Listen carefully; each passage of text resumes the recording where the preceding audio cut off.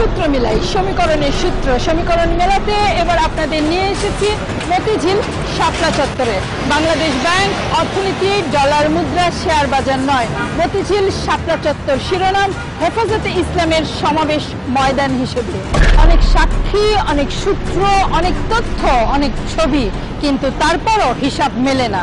কারা দেখেছে লাশ, কারা সরিয়েছে, লাশের সংখ্যা কি গড়বড় করা সম্ভব?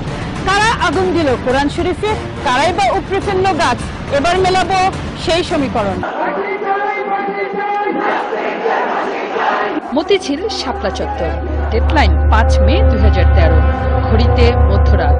দৈনিক বাংলা মোড়, ফকিরাপুল, বাংলাদেশ ব্যাংক, 3 দিক থেকে পুলিশ সহ আইনশৃঙ্খলা রক্ষাকারী বাহিনী যখন এগিয়ে আসতে শুরু করে, পুলিশ র্যাবের সন্ত্রস্ত পদক্ষেপ তখন বলে দেয় কোনোভাবেই সহজ ছিল না এমন একটি অপারেশনে এগিয়ে যাওয়া।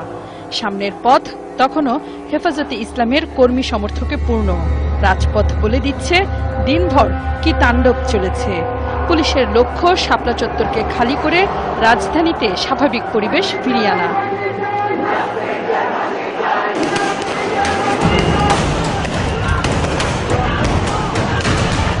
শুরু হয় অপারেশন। সেই অপারেশনের সাথে ছিল ৭১-এর ক্যামেরা। দর্শক একটু খেয়াল করবেন, ক্যামেরা পার্সন তার পেশা জীবনের সবচেয়ে উত্তেজনাকর একটি ঘটনার ছবি তুলবার সময় এক মুহূর্তের জন্য ক্যামেরা বন্ধ করেননি, ছবি তুলেছেন বিরতিহীন।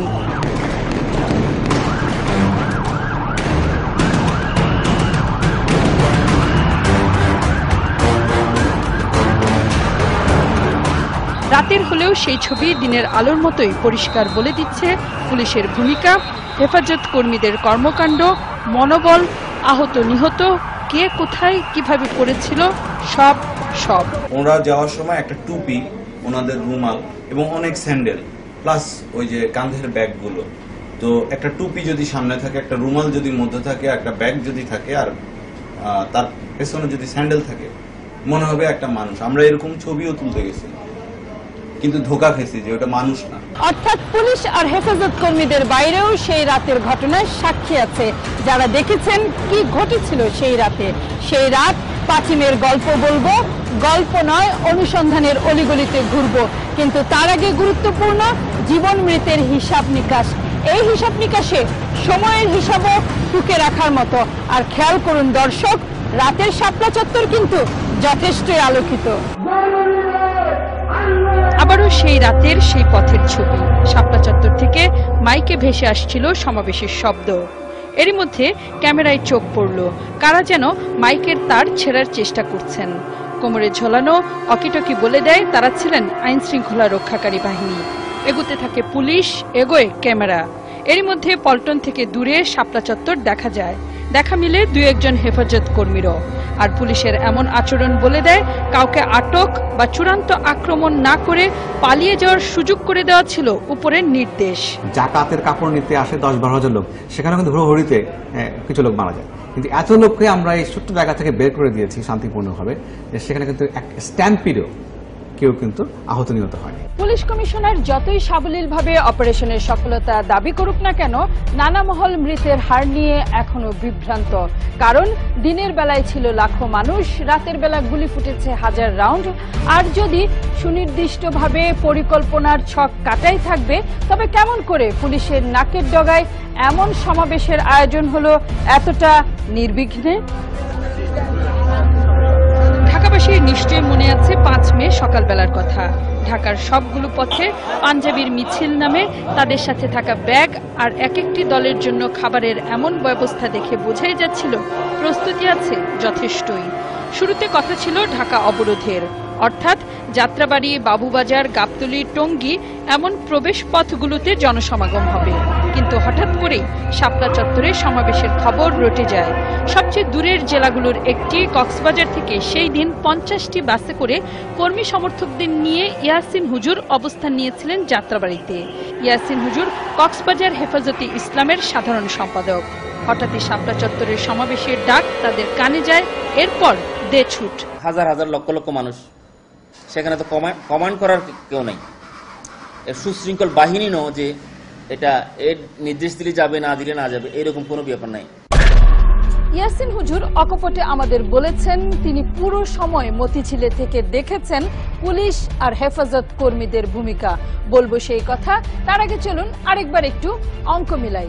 ভাবুন তো দর্শক, মনে মনে সেই রাতে শাপলা চত্বরের ঘটনায় আপনার চেনা কেউ কি মারা গেছে? ভাবুন মনে মনে, উত্তর মেলান। তার আগে চলুন আরেকবার সেই সময়কার শাপলা চত্বরে, ঠিক যে সময়টাতে ইয়াসিন হুজুরের দল ছুট লাগালো শাপলা চত্বরের দিকে। বিকাল 5টার শাপলা চত্বর। এত লোকের সমাগম হরহামেশা চোখে পড়ে না। এই সমাবেশ যখন শুরু হয় তখনও মতিঝিলে ব্যাংক, বিমা সহ সবগুলো প্রতিষ্ঠানে কর্মকর্তা কর্মচারীরা কাজ করছিলেন। মানুষের স্রোত এ সময় তাদের বের হওয়ার পথ রুদ্ধ করে দেয়। অবরুদ্ধ হয়ে পড়েন নারী পুরুষ। নারীদের জন্য ছিল পরিস্থিতি আরো বেশি ঝুঁকিপূর্ণ। একটু শুনে নেওয়া দরকার সমাবেশে যারা বক্তব্য রাখছিলেন তাদের চাওয়া পাওয়া ছিল কি।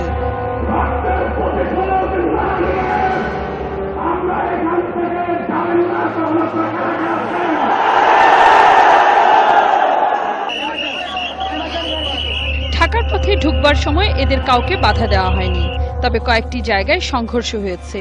পুলিশের সাথে সমাবেশকারীদের সেই সব সংঘর্ষের জের যে নগরবাসীকে অবরুদ্ধ করে দিতে পারে, তখন পর্যন্ত তাকে আমাদের গোয়েন্দা প্রতিবেদনে ছিল।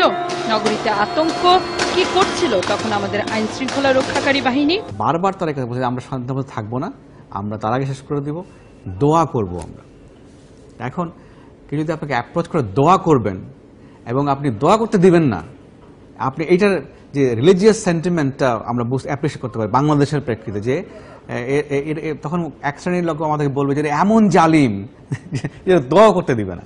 দর্শক, আপনাকে বলেছিলাম খোঁজ নিয়ে দেখতে আপনার চেনা কেউ, পাড়ার মসজিদ, মাদ্রাসা বা এলাকার কেউ হেফাজতের 5 মের সমাবেশে যোগ দিতে এসে মারা গেছেন কিনা। তথ্য থাকলে জানাবেন। আর আমরা খোঁজ নিয়েছি সারা দেশে, আমাদের পথে। আর এক্ষেত্রে খুব সাধারণ সূত্র, যারা স্বজন হারানোর খবর পুলিশকে জানাতে ভয় পান, তাদের ভরসা কিন্তু সাংবাদিক।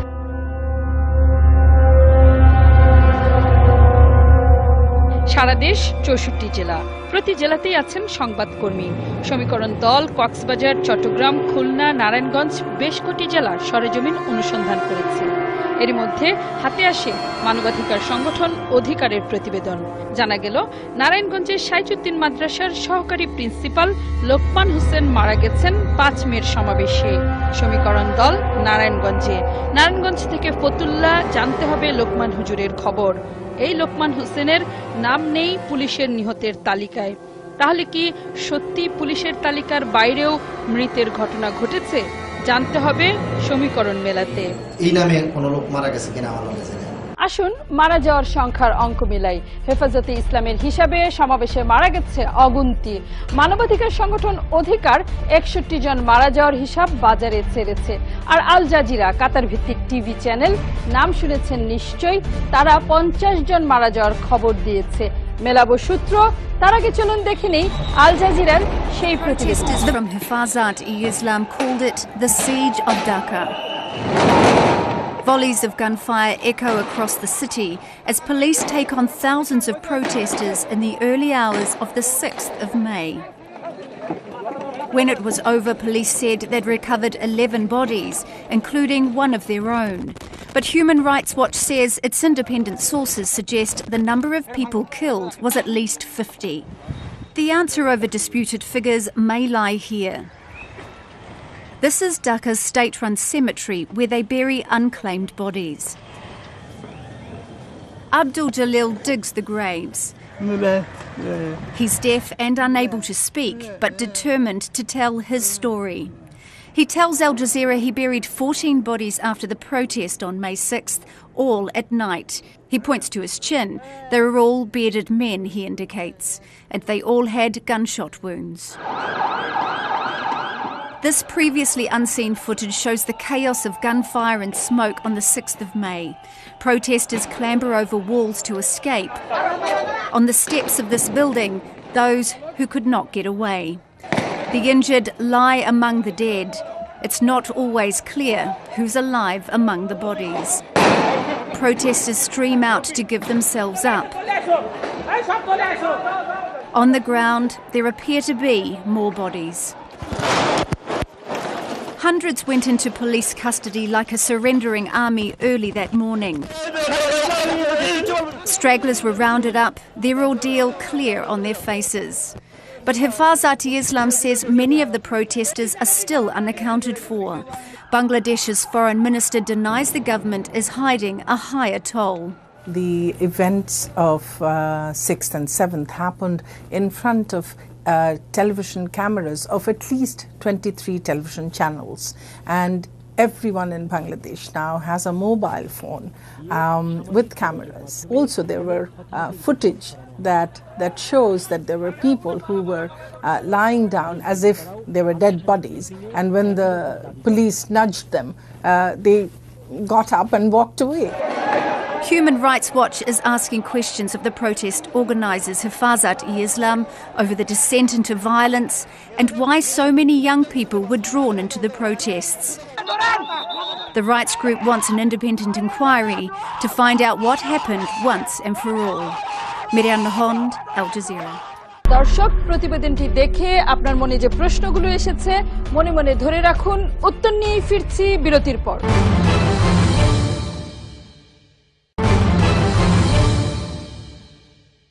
সবার আগে চলুন ঘুরে আসি জুরাইন কবরস্থান থেকে। তার আগে ছোট একটি সূত্র, ঢাকা যখন এই সমাবেশের আয়োজনে উত্তাল, সাভারের বাতাসে তখন রানা প্লাজার ধ্বংসস্তূপের লাশের গন্ধ। সেই শ্রমিক লাশের দাফনও কিন্তু হয়েছিল জুরাইন কবরস্থানেই। জুরাইন কবরস্থান ঢাকা শহরের প্রাচীনতম রাষ্ট্রীয় মালিকানার এই কবরস্থানটিতে দেশের দুর্ঘটনা দুর্যোগে নিহত 42 লাশ দাফনের ঐতিহ্য আছে। দিনরাত 24 ঘন্টা চলে কবর খোঁড়া দাফন। যারা কবর খুঁড়েন তাদের বলা হয় গোরখোদক। জুরাইন কবরস্থানে গোরখোদকের সংখ্যা 40 জন। খেয়াল করুন দর্শক, 40 জন পুরুষ আছে কবর খোঁড়ার দায়িত্বে। রাত 11টায় সমীকরণের ক্যামেরা যখন কবরস্থানে, তখনও মিলল তেমন কয়েকজনের দেখা, যারা সতর্ক দায়িত্বে যে কোনো সময় দায়িত্ব পালনে তৈরি। অর্থাৎ আপনি কোনো তথ্য জানার জন্য জুরাইন কবরস্থানে গেলে তথ্য দেবার লোকের অভাব নেই। কিন্তু দর্শক, আবার দেখুন আল জাজিরার এই অংশটি। He's deaf and unable to speak, but determined to tell his story. দেখে মনে হয় নাকি যে কবরস্থানে কথা বলবার লোকের অভাব?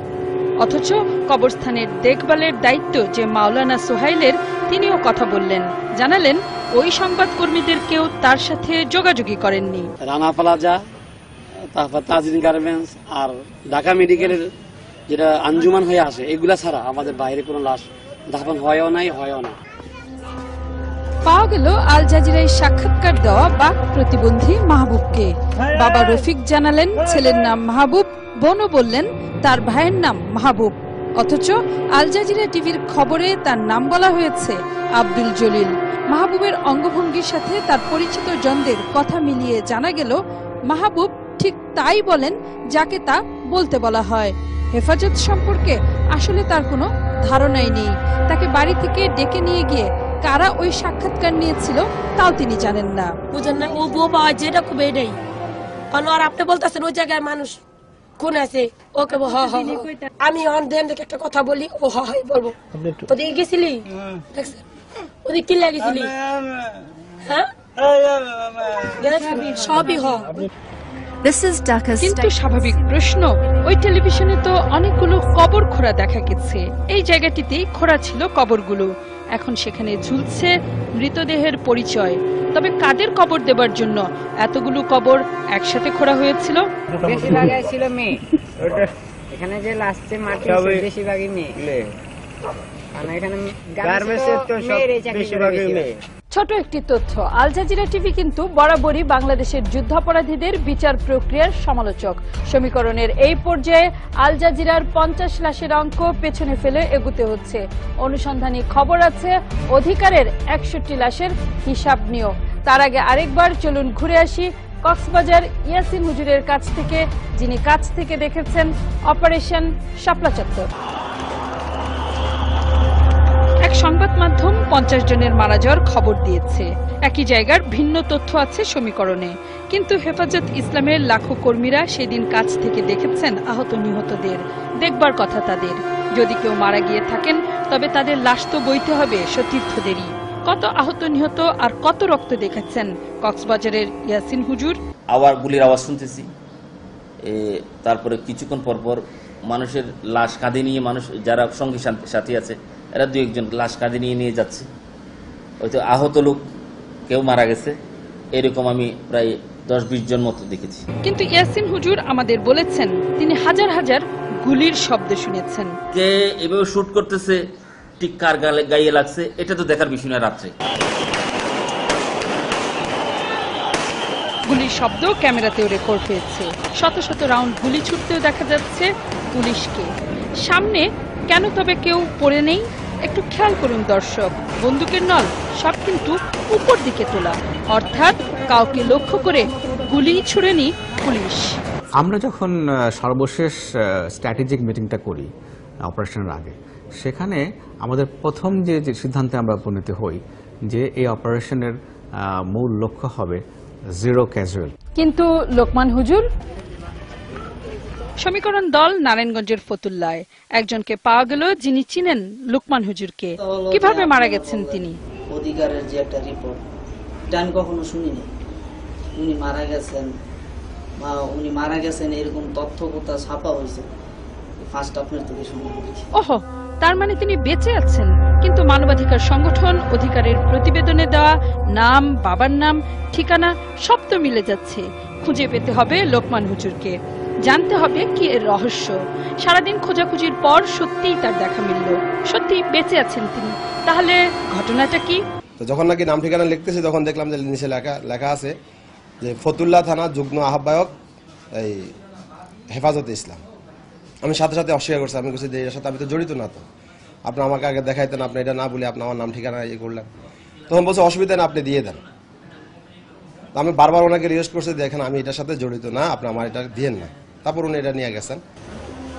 তবে কেমন করে নিহতের তালিকায় লোকমান হোসেনের নাম উঠল?